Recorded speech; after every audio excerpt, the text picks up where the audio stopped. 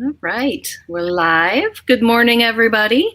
For folks tuning in now and for tuning in later, whatever time of day it is when you're watching. I'm Amber. I'm here at One More Page Books in the very messy right now back office. But glad to be here and glad to be able to bring everybody together for this fun conversation and the story time on Saturday morning. At least here in Arlington, it's morning. I'm going to just do a quick housekeeping, let everybody know if you are watching with us live and you want to ask a question or make a comment. The best way to do that is if you're on Facebook, use the comments, but if you're on YouTube, to use the chat function. That's better than comments because we make sure we see everything coming in on chat. We are going to have a great conversation and we'll get to some questions at the end if you all have any for both our authors and our illustrator. And with that, I'm going to go ahead and get started. I'm going to do one quick introduction and then hand the conversation over to our guests today. I'm super glad that we're able to welcome NoNieqa Ramos, Jacqueline Alcántara, I knew I was going to do that, and Brittany Thurman for this great conversation. Brittany has agreed to be our moderator today. Brittany holds an MFA in dramatic writing from Carnegie Mellon University. And we're very excited that her debut picture book called Fly is going to be published in March of 2022. So hopefully by then I'll be able to have authors and readers in the same rooms together. She's also the author of 2 additional forthcoming picture books. She's a former children's specialist where she advocated for early literacy, reading hundreds of stories to children all across Pittsburgh. She currently lives in her hometown of Louisville, Kentucky, where she holds tight to her elders, her roots, and her childhood home. And Brittany is a cohort member of Amplify Black Stories presented by the Brown Bookshelf and Highlights Foundation. And with that, Brittany, I'm going to turn things over to you. Thank you, Amber. I am excited and honored to be here today with 2 very talented members of the Kidlit community. NoNieqa Ramos wrote The Disturbed Girls Dictionary, which received stars from Booklist, Voya, and Ford. It was a 2019 YALSA Best Fiction for Young Adult selection and a 2019 In the Margins Top 10 pick. Her debut picture book, Your Mama, illustrated by Jacqueline Alcántara, received star reviews from School Library Journal, Booklist, and Kirkus. Stay tuned for a special bookish announcement June 9th. Her second picture book, Hair Story, releases from Lerner September 6, 2022. NoNieqa is a proud member of Las Musas, the Soaring 20s, and PB Debut Troop 21 collectives. Welcome, NoNieqa. It's wonderful to be here with you today. Jacqueline Alcántara is a freelance illustrator and educator living in Detroit. She is fueled by music, dance, carbs, and coffee. Her debut picture book, The Field, written by Baptiste Paul, was named the best book of 2018 by School Library Journal, Hornbook, Kirkus Reviews, and Shelf Awareness.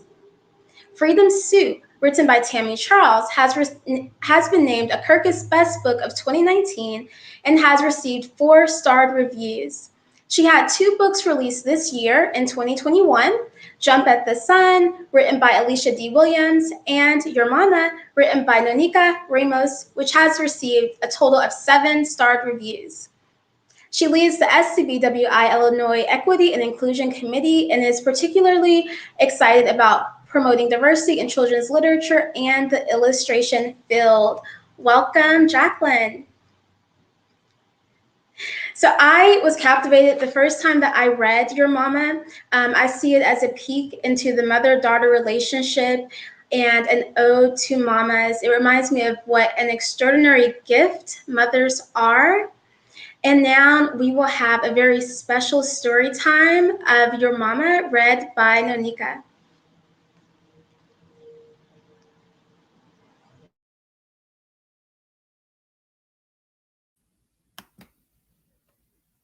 Thank you so much for those beautiful introductions, Brittany.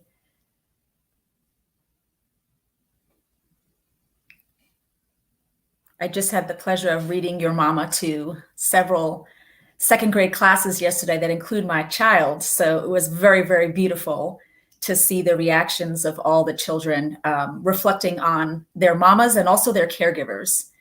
And so we talked about aunties and tias, grandmas, abuelas, and mamas, and did some hug yoga and sent out some hugs and some besitos out into the air for all the caregivers who, especially during the pandemic, have been working and loving super hard this past year. Brittany, how is it for you writing during this time? You know, lately it's been going well. I also want to say mothers encompass so many people. You know, I think a mother, a grandmother, an auntie, a family friend. And so that sounds like a very special story time that you had yesterday. But writing lately has been great. I feel like there's been a shift from feeling unfocused and not sure of like what to put on the page to lately feeling a little bit more free with my writing. How's it been for you? Well, I think before the focus was an issue, just because in particular, a child asked me this yesterday, in what environment do you like to write? And quiet. So I actually do need to have no music and just sort of very, my particular space, whether it's outside or inside, for focus. And as you know, during this past year, we've had virtual school in our home. So I don't want to use the word interruption because it's life, but just a constant activity diverting my attention, which was exercise in focus for me. So I had to learn to be in the moment and be present much better than I'm accustomed to doing, because there was no way to guarantee time for writing that was uninterrupted by just life. So that was a lot. But I do want to kind of pivot back to what you were saying, celebrating caregivers, madrinas, family friends. We talked about babysitters yesterday, who are family members at the school. And so that was the most challenging thing, in that with the pandemic, that limited even contact and communication with neighbors. And so the positive being kind of coming into your family unit or your bubbles or pods, some people call them, they're pods. You had those beautiful experiences. And then of course the challenges as a writer, being bringing projects to fruition, especially because I also write YA, and so writing longer projects was sort of kind of a lot. So I ended up moving between parenting and trying to work on a novel and trying to work on picture books. So it's kind of like a carousel of, frenetic energy, Brittany. I hear you, because I feel like family units have gotten so much closer during this time. So kids need that support. They need the support of their mothers, their grandmothers, their aunts, the people in that home or in that pod. Yeah, I just wanted to send a little. So yeah, I think that right now you had just discussed the change in the focus. I still think that we're adjusting here because we're still partial virtual and partial sort of limited interactions. For example, as we're going into camp, we're still debating, are kids wearing masks? What does social distancing look like? So kind of negotiating writing and the craft and what the world looks like. Hey, there's the book. What the world looks like as writers going into panels and conferences and bookstores like this, and what that looks like for, my family unit, and the challenges of being a writer and thinking about childcare. Isn't it interesting? Like the kind of challenges don't end when we all get in person, they shift. So, with that, I see the cover of my dreams here. So Jackie, am I ready to read? Yes. Okay. So I'm so excited to to read your mama. I never tire ever of looking at this book. And I think that's the beauty of all picture books, that they're meant to be revisited over and over again. And you get something a little different out of the book or out of the illustrations or the interplay every single time. So with that, I will start the read. Your Mama.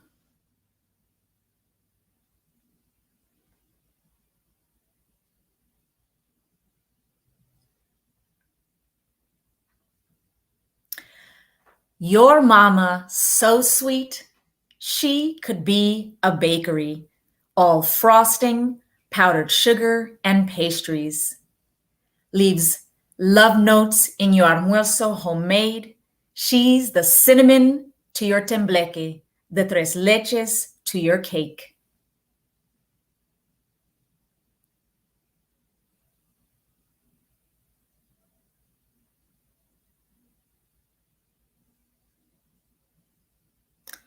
Your mama, so strong, she like a Marine. Up 3 flights of stairs, carries the groceries. When you both had that fever, carried you to emergency.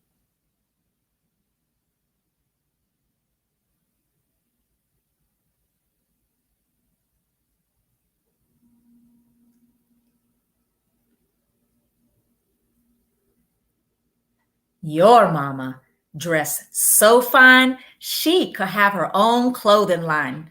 The way she walks into a room, shoo, she's an ad for fancy perfume. Nobody could walk in her high heel shoes.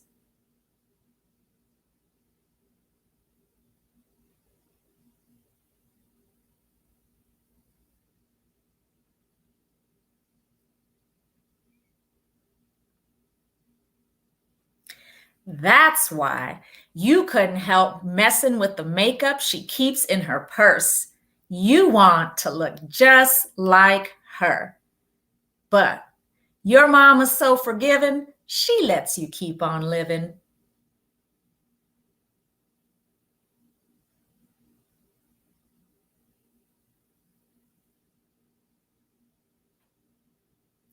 Sometimes your mama's cray-cray. But she's gonna be okay. She can get her hair done another day. I mean, it's been years since she's gone to the bathroom on her own or heard anything anybody's saying on the phone.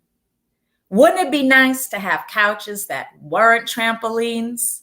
Hey, a mama can dream, but she wouldn't change a thing.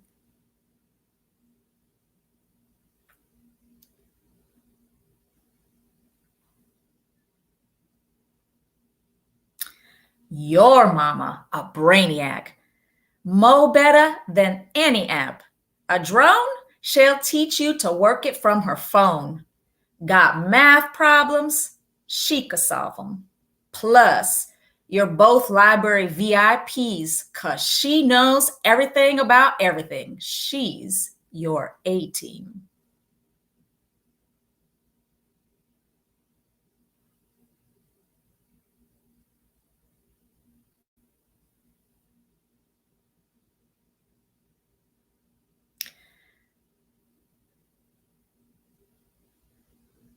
By the way, how does mommy know everything?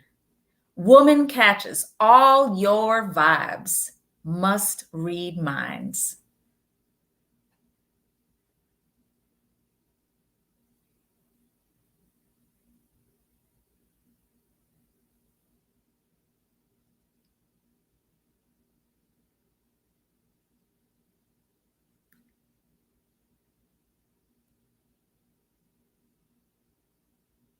That's how she slays.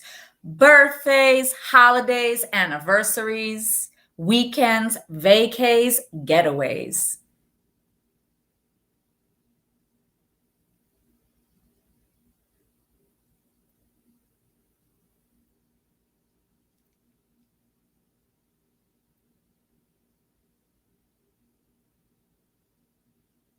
You can hardly wait. She's got road trips whipped, and that's not even the half of it. Kind of enjoying these mystery pages that are slowly unfolding before us. It makes me feel a sense of anticipation, y'all.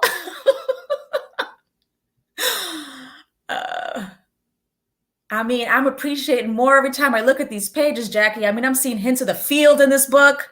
So everybody taking it all in. Your mama's so funny. The dinner table is her stage. She starts up with back in the day and you can hardly wait. She keeps the jokes cooking, the comida deliciosa and warm. She's got everybody begging for more.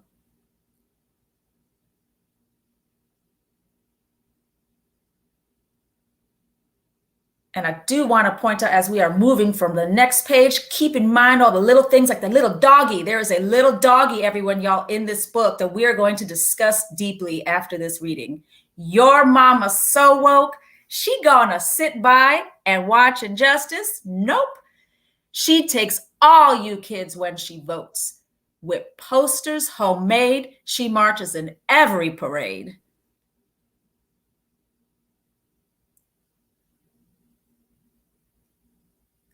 Cause your mama's so rich, she rolling in it. She got friends at work, at church, around the hood. Life is good. She got cousins by the dozens, hermanos in droves, and you, her gold.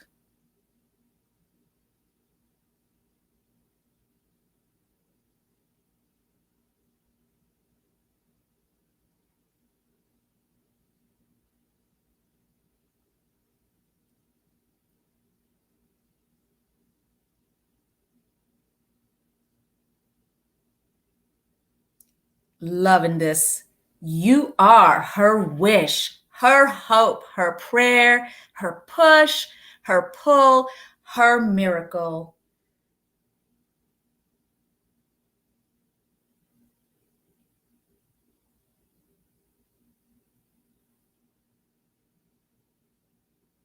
And this is the part of the book where, if you want, you can stand up and you can move around because your mama's all that. So let's give her 2 snaps, a circle, and a twist. Mad dap, a hug, a nice big hug, and a kiss. Mwah.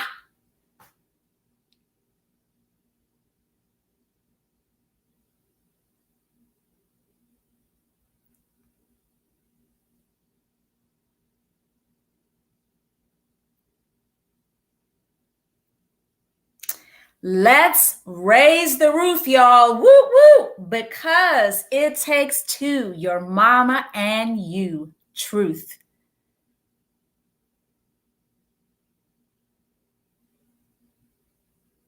Still aspiring to match the fashion of this mama, Jackie. It's still my top goal. Sorry for my internet, everybody. It's a little slow, but it was really dramatic. I kind of liked it. I kind of felt like it was like the curtain raising on the picture. I was down with that energy. Force of you to look deeply at all of the illustrations. Yes, layers upon layers, y'all, of these picture books. Yes. That was awesome, NoNieqa. I think that it was great that we had more time to kind of sit with the page and sit with the illustrations. There was so much that I was able to take in. And I think that it's always special when the author is able to read their story. I think that, you know, it's always special for the reader. So I have a few questions. I know the audience wants to ask questions too. And writing a picture book takes so much. It is such a collaborative process from author, illustrator, agent, editor. There's so much that goes into writing stories. But in particular, I'm wondering about your process as a writer. I know that we kind of briefly talked about writing during this season that we're living in. But what was your process like to write your mama, from the beginning, from that initial spark of an idea to the final finished manuscript that you presented to your agent or your editor? So there are a few directions I can take this. I think one, my upbringing, was just so full of humor. Laughing was integral to our family structure. We got together to have barbecues and watch Saturday Night Live. Like that was our normal kind of family rituals and routines. Watching comedians. I grew up watching those movies with Eddie Murphy and Richard Pryor, and I know some, but some of those movies weren't so much about the plot. They were about us sitting together, a lot of hardworking people and their children and these single parents, and being together and laughing out loud. And so your mama jokes. So those are the kinds of things like that I would have grown up with, partially. Again, for the connectivity of the community, of friends, of peers. So that was already in the background of my mind. And I always owe that to, this book, to reflecting on moments of family and togetherness, but to kind of discuss the craft. When I was sitting in front of blackboards that are in front of me right now, I really did give myself an assignment. And I said, you need to revisit ideas and try to turn them on their head and try to think about it from another perspective. And it's interesting because I automatically thought of these your mama jokes. And I'm like, what? Like, what if you could have your mama jokes, but you flip them and you're you're smashing the patriarchy a little bit. You keep the humor and you keep the culture of call and response, right? Because some of that is going back and forth. Some of your mama jokes are actually about deflating and deflecting conflict, but rather bringing it to a fight of words, right? And so what if it was like all about positivity and uplifting? Like, is that possible? Could I do it? And I started coming up with these lines, and I said, how do you do that for children now? Okay, you got your idea, your mama is so sweet. I started jotting that down, and I want Jackie to speak about, her perspective about drawing that, because it's so beautiful. For me, I thought right there, I started drafting the beginning, the banners that Jackie created. Your mama's so sweet and your mama's so funny. And so I started creating that. And my agent, I have a different agent now than I did at the time, but my agent at that time did not blink because she knows I'm experimental. So there was trust, because as you can tell, it is unusual to create a Your Mama Joke picture book. I don't know if that's lost in anybody, but Jackie and I did that. We made a Your Mama Joke picture book. But she trusted that. And the whole entire point of it was, for me, also honoring the mother figure. And Brittany, you and I were getting into that idea, and that I don't see this book here, as just about necessarily a biological mother and her child, because that's not my background, as I was raised by a single dad. And many tias, aunts, and many, abuela, many powerful women. So when I wrote this book, it was actually embodying the caregiver, the community, all in this person. So I guess I'll wrap it up by saying, yesterday when I was at a visit, I talked to the kids and I said, let me tell you a secret, because I get asked this sometimes. No, this isn't about my mother, my biological mother at all. It's embodying that power of women in community and caregivers. Even my dad laughs as I said, this book is you. It's just missing the mustache.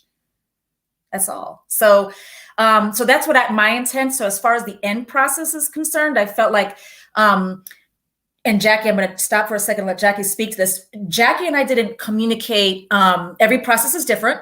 And so when the collaboration wasn't her and me going back and forth. She had her world of the visual arc, and I had my world of the words, right? And they came together.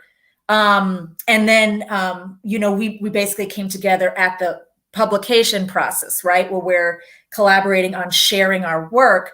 But the synergy between us was because, of the way that Jackie felt the words resonated. So that's where I'm going to throw it to you, Jackie, and how you felt with seeing the manuscript.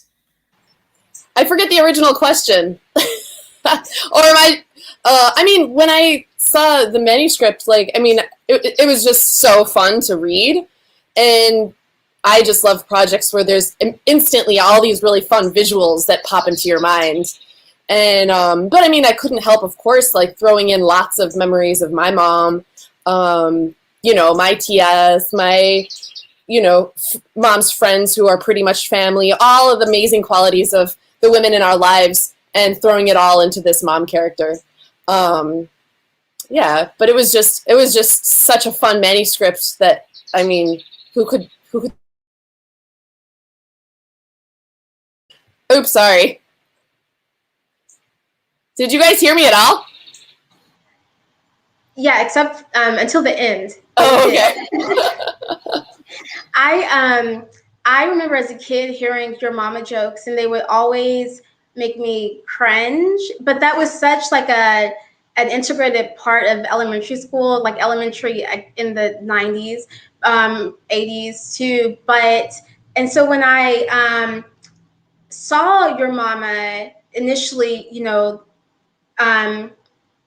that the book was coming out, and then when I read this story, it just touched me that this is flipping that that narrative of how this joke has been in the past. It's not a joke.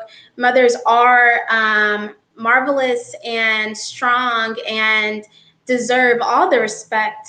And then you talked about trust, and I think that there's like trust in so much of the writing and illustration process. There's trust from the author, because like in my experience as an author, I did not communicate with my illustrator at all. And so when you receive that final product, you know, when you received Jacqueline's illustrations, can you just briefly touch on like what that moment was like? So, you know, this is a debut book, and even though there are others coming down the line, this was the first time. You know, first of all, finding out that it was Jackie was huge, because I've said this before and I can't say it enough. I was at a bookstore with my son choosing picture books, and there was the field, and I'm like, I love this book, you know, and I'm looking through these illustrations, and, you know, my son and I are both, you know, just soaking this in. And then to find out this is the person that we're trusting the words with. And you know, we're, again, like, yes, it did feel like that. Like, who's going to transform these? And the visual arc that Jackie created, it was like an explosion of joy. I'm like, this, I couldn't even and shouldn't even have anticipated where this was going to go. That's what trust means. You're saying, no, you're not dictating to your illustrator. By the way, if anyone's out there who's a writer, they hate that. When you write, they don't want you telling them. That's a complete, you know, they take that process to those levels and those heights, and you get blessings of what I had, which was, wow, you know, that is in the realm, but no, it's not. I predicted this. Like those banners that you see, the tattoo art is just so beautiful and encapsulates so much about the mamas that I grew up with, the caregivers, and it moved away from stereotyping or boxing in any way what a beautiful, powerful mama can be. You know, that's what that did. And no, that was Jackie's art, right? So obviously the answer is wow. And I've joked with Jackie that I'm gonna blow these up and make them into wallpaper. So Jackie, can you tell us or show us more about your illustration process? Because I'm always fascinated by how an illustrator works and how they take an author's words and turn those words into images. Yeah, sure. I'm going to just share my screen again, and I'm going to play the presentation. So just let me know if it is looking okay, all right? Just so I can get a sense of...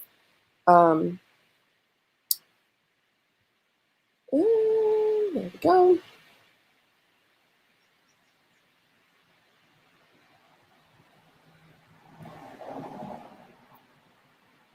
Okay, let me know. Can you guys see my piece of cake here? So I see multiple pictures, and I see a little sliver of the cake. The top one is the... Oh, you don't see? Okay, that's strange. I don't know why I can't play it. Oh, wait, I see. Hold on. Let me try playing it in the window. The multiple pictures is where I start everything, which is research, and I love books when I get to just do food research. So I was very happy that this page started out with eating, the first spread was eating cake. Even though I've had tres leches cake a million times, I was like, I have to figure out how exactly I want to portray this. All right, let me tell me if you can see it better now.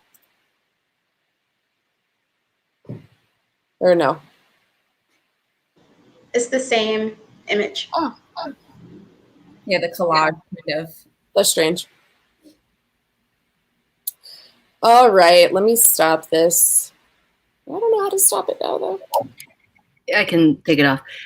If you want to try to send it to me, I can see if I can put it up.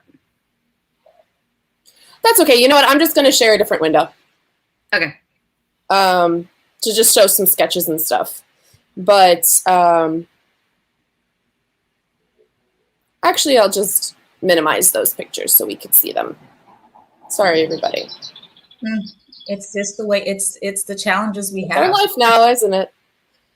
I hope we actually stay in the hybrid version. Actually, y'all, I want to put that out there because like having these experiences actually allows everybody to be all over the country and not have. It is really fun. Yes. So I have to say I'll deal with all the connectivity issues to have a hybrid version. That's my vote. All right. Well, this is a piece of tres leches cake to start my research by eating. This is just a picture of a bakery in my neighborhood. So I take a lot of pictures and I just do a lot of like deep diving into memories. This is my brother and I eating cake batter. And so when I was thinking about that first spread, I was like, my mom is an amazing baker. And so for a while I had ideas of them actually going to a bakery. And then I was like, no, I want each picture to be more so showing the mom doing all of these things because they just do a million things, right? And like, you're like, how do you do all of this especially when you're reflecting on it? How do our moms do everything? And so just changing it from the experience of going to a bakery to keeping it in the kitchen, keeping it in the house, keeping it these moments between the mom and the child was, one thing that I kept in my mind. So I had them eating cake batter, in the very first spread. But then I just start and I just do a lot of sketches. So these are just sketches. I do some sketches digitally on my iPad, which is this first one. Just kind of thinking about all the different elements in the book. So these are just a bunch of little random sketches. And then at one point I drew this rose, which made me start to think about the idea of a tattoo and I love mom tattoos. So then I kept exploring with that and I started putting some of the phrases and the title in that banner style. And then I just kept kind of playing with that idea and started like really liking how those were shaping up. So just kind of kept pushing that idea a bit further. And of course, my computer's going to be super slow right now, but I don't know what's going on today. Sorry, y'all. So then I kind of think about the characters. These are a bunch of like gesture drawings. When you do quick sketches of somebody, I like to do a lot of gesture drawings, which just means drawing a person in motion. So there was so much action in the way that NoNieqa wrote this manuscript that it was really fun for me because I like to draw with a lot of movement, dancing, cooking, road trips, just all of these activities. And then I get a sense of the person's personality. So, and of course, I always just also try to think of people that this person reminds me of. So I did a lot of screenshots from Selena performing, from Rosalia performing, from a bunch of different artists, just because there's a lot of material about people out there and a lot of photographs and a lot of really fun dance moves to draw. But also a lot of friends. This is one of my friends in Honduras, actually, her and her daughter. And so getting inspiration from everywhere. And then this is just a picture of kind of me experimenting with the banner idea. So wrapping that around a high heel, wrapping it around an anchor, and kind of just playing with the idea how I can incorporate it onto the pages, and then thought, this would be the perfect way to start all of the pages that start with the Your Mama lines. So then that kind of gave me a bit of a structure, right? Like I'm going to have on all these pages, this banner idea. And then I start by just coming up with ideas for each of the page. So these are called little thumbnail sketches. So, you know, very basic little stick drawings, which is how every page starts pretty much. But kind of getting an idea, playing around with composition, so where all of the elements are going to lay, what the characters, what motion they're going to be in, how they're going to be relating to each other, and then just doing revisions of that and tightening up the drawing a little bit. And so this was the next sketch. And then this was the final sketch for that page, for both pages on that spread. And then maybe you guys can remember this was the final page. So that's kind of the progression of how that page, or how that spread turned out. So that process I kind of do for every page, basically, from a little thumbnail sketch to a tighter sketch to a full color. And so for then this artwork, I have a couple little videos here. I don't know if they're going to play, so I think I'm just going to show the sketch. But I start by doing a pencil outline, and then I add marker. I work with Prismacolor markers, so I do tons and tons of layers of markers, building up that color. And so you can kind of see the progression there.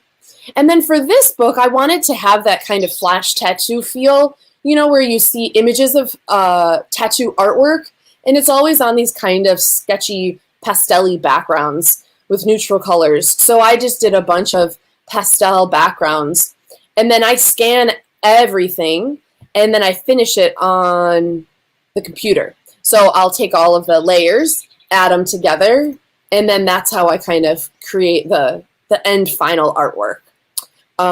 So that's a bit about the process there. If that gives you guys a good idea.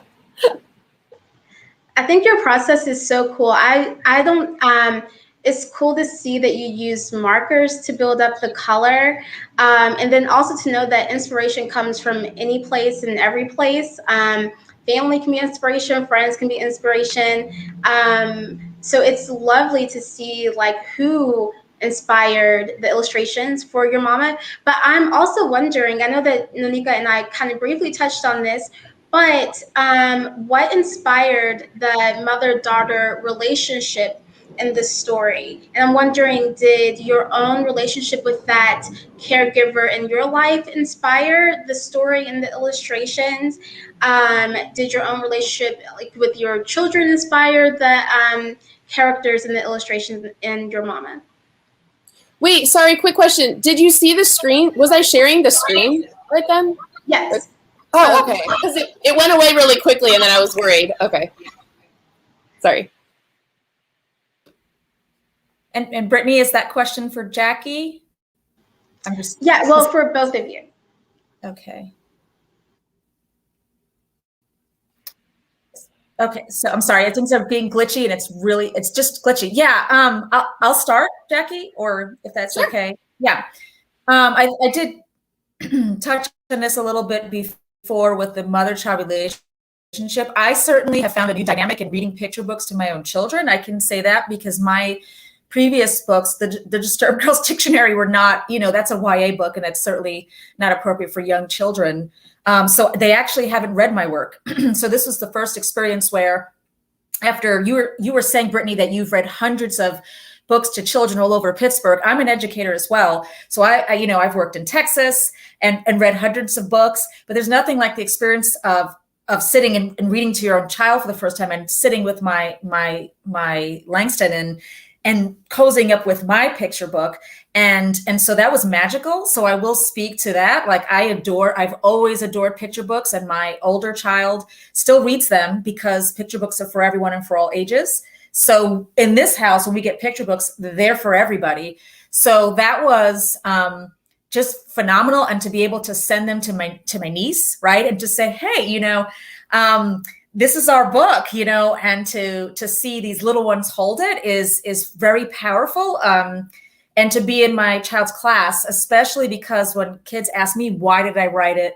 Why do I write my books? Partially it's to put that beautiful woman of color on the cover, and to honor, in particular, the book is for all mamas, but in particular, I was honoring brown mamas and Black mamas, and the mamas who are responsible in their various forms. As I said, my dad, and my, my babysitter Sia, and all these Theas, my Thea Clarissa, and all of these people.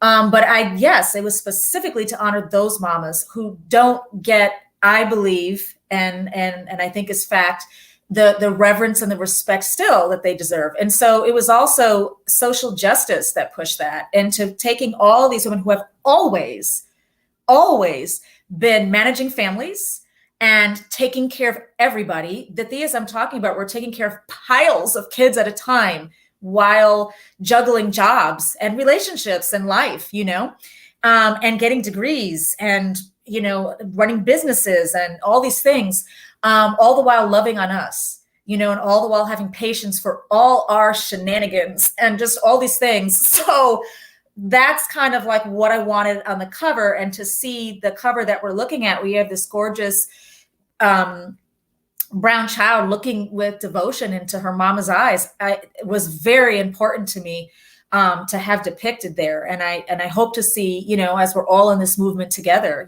Jackie, Brittany, we're all in it together, to just see even more of it, Yeah, and I think from the illustration perspective, of course, I took a ton of inspiration from my mom, who's amazing.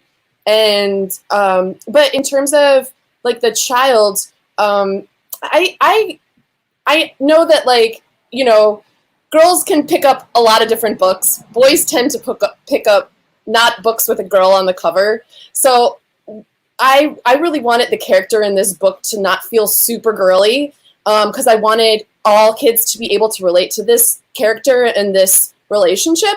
So while it certainly looks like a daughter, I try, especially with a lot of the characters that I do, to try to not really label them in that way, and with the hopes that any child can have a connection with this character, and mostly just seeing the connection between the character and the mom, and relate to that more than anything else. Yeah, and I definitely see the daughter being relatable to so many kids across the world. And I love, NoNieqa, how you said that this was to honor the brown mamas and Black mamas, because they definitely don't get the love that they deserve. I don't have children, but I look at my cousin who is raising 3 kids, and I'm just like, how do you do all that you do? So brown mamas, Black mamas, mamas out there, you do so much, and they definitely need that love. And so in the story, I love the first page. I'm a big fan of sweets, and so I have a very random question, which is, what's your favorite pastry? This is a sweet story about devotion and love. I think when we create meals for the people that we love, we put that sweetness and that love inside. So what is your favorite pastry?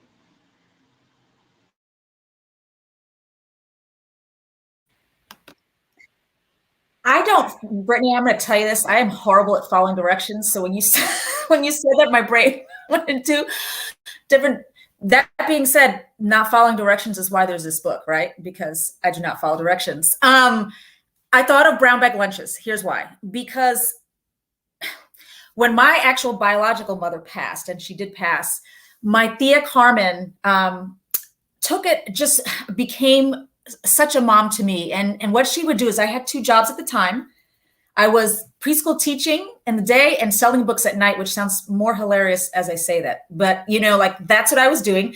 And I didn't take a lot of time to take care of myself at that time, right? So she would pack these brown bag lunches I find in the fridge and have all the parts. Like, I was vegetarian at the time, a little drink, like I was 12 again, a little drink with the silverware, the napkin, and a pudding cup. I'm going to say this, the pudding cup, or some kind of little dessert. And I would get so much. Think about that when you're mamas I don't know if this was something that you experienced, but somebody loved you, made you lunches when you were a kid. And I was, in my 20s, but I was like, I needed that nurturing so hard, And so every day I would open these little kid lunches and be like, I love you, Tia Carmen, so much. She was just sending love in a brown paper bag. So that's where my brain went when you said that. And my second thing is the tembleque in the book, because some families I know use the tembleque for like babies, whatever it is, but my abuelita would like midnight tembleque. Like there was no reason. She'd just make it and we'd smell it and come barreling into the kitchen to have this and stay up late and eat this warm, it's like a custard, right? So this just warm plate of custard. And it was like just the best memories that I have of us as siblings, and just the surprise, because she would never tell us. It's just you would smell it and come running for it. So I'm gonna leave you with that. I love that. I want to try her tembleque. For me, I have to keep it basic and say brownies and chocolate chip cookies.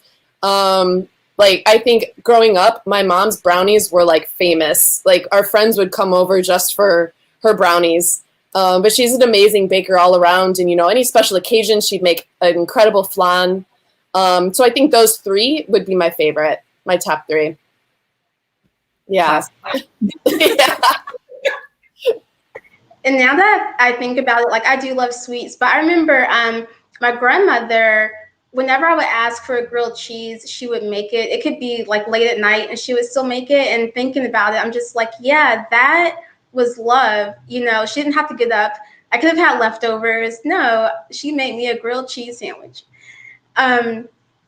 So my next question is, do you have a favorite memory? So when I look at your mama, I see this as a story that's happening in the present, where we're seeing the mother and the daughter going about their lives and having these moments. But then also I think that I can really see it as memories, like these are the moments that they had together. So for the caregiver or that person in your life, do you have a moment that is like kind of, that has stuck with you over time? I'll go first, if that's okay. If you can remember the page where it says, how does mommy know everything? Woman catches all your vibes. So for me, I loved dipping into my memories of my mom and really thinking about, like, how does your mom do all of those crazy things when you're growing up? And when I was thinking about that page, as an illustrator, you have to think about it from the perspective of there's nobody telling you what to draw on that page, right? So what would you draw if you had that page? How does mommy know everything? What does that mean to you, if you're illustrating it? And so for me, I just went back to a memory of my most favorite Halloween costume that my mom made. She would hand sew all of my Halloween costumes while working, while cooking, while taking, like, everything else. And then she hand sews these Halloween costumes. And so looking back onto it, I was like, how did she do that in the middle of the night? And who knows how to sew a leopard costume, So I love putting that memory in there because I think I wore that costume probably 5 years in a row. I loved it so much and just kept changing the animal, like pretending it was something else. But our moms know all of these things, and they catch your vibe, and they just know what you need when you need it. And it just never ceases to amaze me how they do that. That's so beautiful. And so for me, I do want to say, like, there are many children out there who aren't being raised by their biological parent. I also say that as someone who's the foster. So I love what you're saying, because the fact that you experienced that is something that people like me were always very hungry for growing up, what you had, right? So for me, this was a celebration of getting that from very many different places, right? Where you had this goddess mama doing all these things. It's all that when I put it into book, it's transforming that kind of experience into this positive reflection of, but look what you did have. You had a village of people. I'm sitting here because of this village of combination of mamas coming all around. And Jackie made me think of I'm going to go to so many memories. My babysitter, Lucia, who used to sew, and she, first of all, she was taking care of 10 kids plus her own children in this house. And this was in the Bronx. And and as you know, like that could have been a very kind of, bland, dry kind of, this is the job I'm doing as a babysitter. And, the kids were in the house and I'm managing, but no, she used to take us in a van to Jones Beach or Orchard Beach and pack us in there and take us all to the Mickey D's. It was a thing, and get us all the Happy Meals. I mean, a pile of rowdy, unruly, not listening to anybody's directions ever kind of things. And she sewed, you made me think of the sewing. She sewed my communion dress and made it into, I don't like a giant Barbie bride's dress. I still have pictures of this that went to the floor with petticoats. Okay, like she created at a time that I kind of remember being a little bit difficult because I didn't know who was coming to my communion, right? As far as parent. And I remember she made it spiritual and magical, like what Jackie was talking about. Like the sewing was like absolute fairy tale magic. So yeah, for everybody out there who's reading your mama, the Jackie's mama came to our book launch. Yes, she is as amazing as she sounds, and it was beautiful to see her there. And just also for all those kids who are like, that's not in my particular experience. I feel you. We can get love from our teachers. And right? How many of you can think of a powerful teacher, wonderful person who made a difference that day for you? And it can come in so many different ways. So that's your mama to me. It's exactly what Jackie said. And it's exactly my kind of different experience. And Brittany, I don't, with your particular parent, maybe you can shout out something special about them. Yeah, so I was raised by, my mom and my grandmother. So they were both major, just people in my life. But in particular, I do remember, so I went to school in London, and for a while I was just there by myself. And for the holidays, they would come to visit me. And I thought that was so special because they could have just stayed, at home. But just having that memory of them being there so I didn't have to be alone. It was freezing cold. It was like Christmas. We did a maze in the cold and we were shivering, but I just felt like all of their love. And then also my aunts were major people in my life too, my great aunts. And I would always give them Mother's Day cards because they felt like mothers to me. So we have about 6 minutes left, and I know that our audience has some questions. And so how can you tell us more about, I guess, the process of being an author? What advice do you have for the kids out there who want to be authors, the kids out there who want to be illustrators? Jackie, do you want to start, or is that okay if I start? Go for it. I was thinking of talking to kids yesterday and explaining to them, Jackie, your ears must have been on fire because you are a storyteller with words, or you are a storyteller with art. Those are both ways to tell stories. And you don't have to wait to tell your story. You can draw and you can write your words now. And you don't have to have any ideas about it has to be even finished. You can play, you can experiment, you can put some words on a page and create some drawings. You can make only words. You can start something and sometimes not finish. Other times you can start and bring it to the finish. I think a lot of times you can sit down and come up with a story in your mind and just think of that story and daydream. That's part of being a writer too. Don't forget to dream. So I think it's important to think about having fun with it and wherever your brain takes you. When I was a kid, I thought I was going to sell picture books. So I made a picture book business. Go for it. Whatever idea that you have. I mean, look where I'm sitting here now with Brittany Thurman. I'm sitting here now with Jacqueline Alcántara. I mean, these things, these dreams come true. Oh, that's so sweet. They do come true. I feel the same. And it's just such a fun job. If you like to write, if you like to draw, there is a million ways that you can make it the thing that you do every day, and the thing that you get paid for, and the thing that you just are excited to wake up and do. Illustrating, like, there's just so much need for people of different backgrounds, different life experiences, because what you bring as an illustrator is everything you've experienced in your life.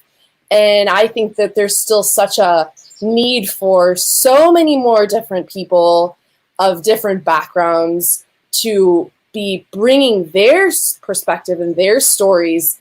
Even illustrating somebody else's words, you get so much, you get to put so much of yourself into the pictures. And it's just such a fun thing to do, but it's just so much more vibrant if we have a lot of different people doing that and making these books even richer and these stories even richer because of all of the different life experiences, cultures, customs, family relationships, that you bring to it. And the other thing I'll say is that everybody has a different style of drawing. And no matter what style you like to draw in, you can make a book with that style. Don't think that you have to draw like anybody else. Your uniqueness is what makes your art special. So never forget that. And there's always going to be somebody else out there who reads it and loves your style. That's great. You guys, this has been such a fun hour. I am starving now. All the food references. I had to go find a piece of chocolate back here. And I'm looking for, I think I'm going to read this one with my daughter again tonight. So we've read it before, but it's a fun one for moms to read with their kids for sure. So thank you for creating it. We really, really love it. And with that, we're going to wrap things up for the day. The store is starting to reopen, and we have a couple customers have private schedules today to come in and shop, and then we get to reopen to the public on the 15th, and we can't wait. And I'm with you on the hybrid events, by the way, NoNieqa. We're trying to figure out, once we can have people back, we still want to be able to share beyond our walls. So we're trying to figure out how we will do that when we have crowds back in. We're not sure when that's going to happen either. So for now, we're still going to be doing stuff online. So I want to thank you all. Brittany, thank you so much for the great questions for both of the guests, NoNieqa and Jackie. Thank you so much. And you all have a great day. Thank you. Thank you. Thank you so much. Thanks, Brittany.